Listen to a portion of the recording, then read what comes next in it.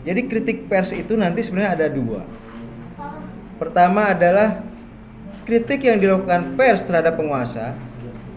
Ya, kalau penguasa itu katakanlah melakukan kebijakan-kebijakan yang merugikan rakyat.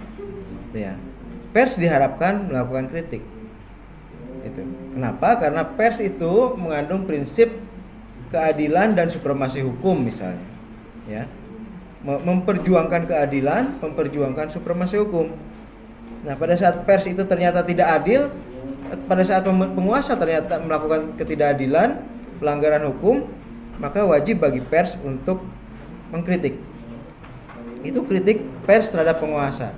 Nah, yang kedua adalah kritik masyarakat terhadap pers itu sendiri. Karena pers juga dimungkinkan untuk melakukan kesalahan atau offset lah gitu ya. Seperti misalnya di era pemilu kemarin terdapat misalnya TV yang pemberitaannya tidak berimbang misalnya, seperti pernah saya katakan, gitu ya. Karena pemilik TV itu misalnya sedang ikut kontestasi politik, kemudian setiap kampanye dia itu diberitakan secara berlebihan, ya. Tone-nya juga positif semua. Gitu. Nah, berbeda kalau misalnya partai lain, ya, tidak diberitakan atau kalau diberitakan itu yang tone-nya negatif, gitu, hal-hal yang negatif. Nah, perilaku itu melanggar pers, ya, melanggar kode etik pers. Nanti kita akan belajar kode etik pers setelah Dewan Pers itu ya. Nah, tadi perbedaan itu ya. Jadi jurnalistik itu adalah aktivitas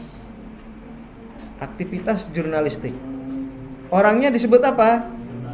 Jurnalis, gitu ya. Aktivitasnya jurnalistik, gitu ya. Bidangnya bekerja di bidang apa atau lembaganya apa? Itulah pers. Itulah media massa, gitu. Jadi kadang-kadang media massa dan pers itu bisa didefinisikan sama, kadang mungkin pers itu bagian dari media massa, gitu ya. Karena tidak semua media massa itu pers juga, gitu ya.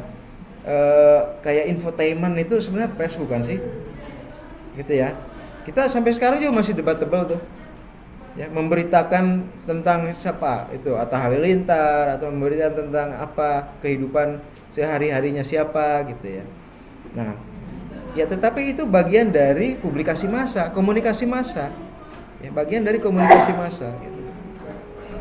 Nah, kita berfokus pada pers yang orangnya yang Anda panggil sebagai jurnalis itu atau wartawan, gitu ya. Kita coba mengkritik wartawan, mengkritik berita yang dibuat oleh wartawan. Kira-kira ada nggak sih pemberitaan mereka yang mungkin bias, ya, karena pimpinan mereka sedang punya kepentingan, terus beritanya juga sangat bias ke situ, gitu ya.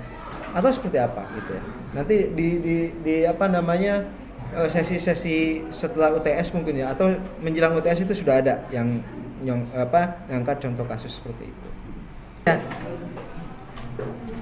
Kritik pers terhadap penguasa misalnya, gitu ya. Apakah ada batasan atau tidak? Kalau jargonnya Orde Baru itu bebas dan bertanggung jawab. Nah, tetapi itu cenderung membuat pers menjadi tidak bebas.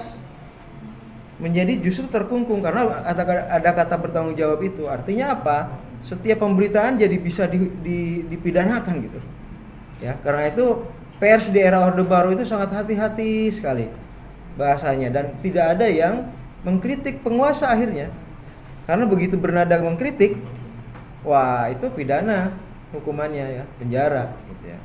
Nah, di era kita sekarang, di era kebebasan pers, apakah ada batasannya? Ada tentu. Batasannya adalah prinsip-prinsip pers itu sendiri. Pers itu harus berpihak pada kebenaran. Itu batasannya. Batasannya itu. Pers itu harus berpihak pada kebenaran. Gitu. Dan kalau ternyata penguasa melanggar kebenaran, prinsip-prinsip kebenaran, ya hajar aja. Gitu ya. Karena patokannya adalah kebenaran. Gitu. Kebenaran, supremasi hukum. Nah, pers itu juga harus menjunjung tinggi hukum. Supremasi hukum itu artinya menjunjung tinggi hukum.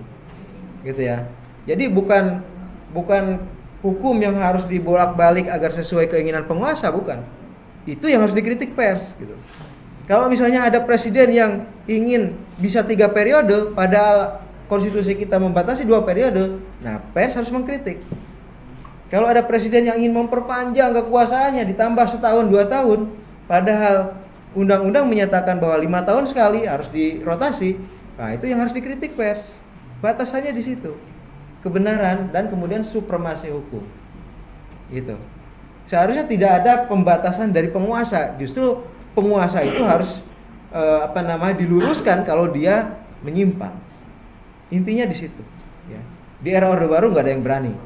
Tetapi saya pikir kalau di era reformasi sekarang bebas ya. Presiden dikatakan dungu pun nggak apa-apa kan, gitu ya. Tetapi memang ada orang-orang yang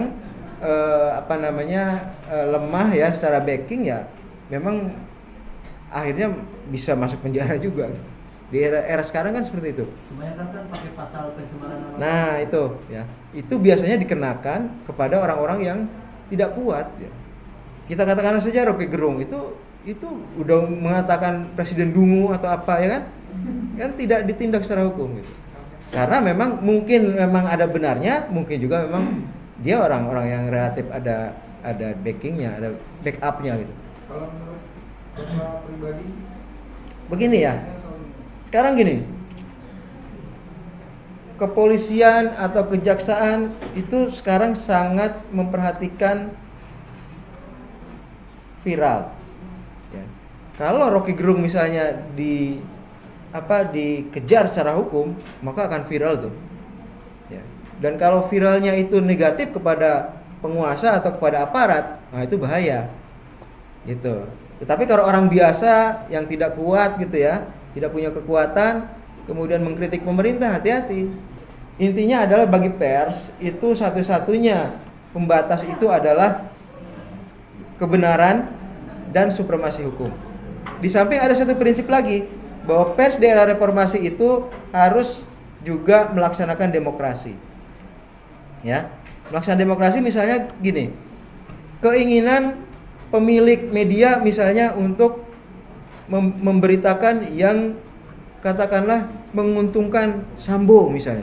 Tetapi karena prinsip demokrasi yang dijalankan di dalam media, maka si Pemret dan ke bawah sampai ke struktur jajarannya itu bisa tidak mengikuti itu, gitu ya. Karena secara demokratis memang dimungkinkan untuk dialog, gitu. Maka setelah dialog katakanlah pendapat terkuat adalah misalnya membuka kasus Sambo seterbuka-terbukanya, ya sudah harus dijalankan, gitu ya. Jadi pers itu berbeda dengan tentara. Pers itu berkewajiban melaksanakan prinsip demokrasi. Selain tadi keadilan dan kebenaran, kemudian penegakan hukum. Ya. Kalau di tentara, kalau kata Panglima bergerak ke kiri ya ke kiri, bergerak ke kanan ya ke kanan. Tidak boleh misalnya di dalam ketentaraan ada misalnya kepala staf yang balelo kepada panglima misalnya. Itu nggak boleh.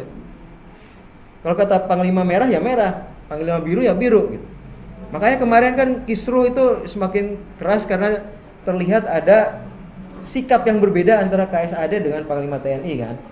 Nah, itu yang tidak diharapkan di dalam tentara. Karena tentara itu harus satu komando. Karena tentara itu urusannya perang, dan kalau perang itu harus satu komando. Kalau di dalamnya ada demokrasi nanti keburu ditembak orang dulu kan. Gitu. Memang berbeda dunianya antara pers dan tentara. Itu dua hal yang berbeda sekali. Sama halnya berbeda dengan dunia tentara dengan dunia sipil. Itu juga berbeda. Sipil itu demokratis prinsipnya, kalau tentara itu ya otoriter. Ya, apa kata pimpinan ya itu harus dijalankan. Yang di bawah itu ya pasukan yang wajib menjalankan, meskipun kalau menjalankan itu misalnya nyawanya akan terancam gitu. Tetap harus dijalankan. Itu berbedanya sipil dengan tentara, pers dengan tentara gitu.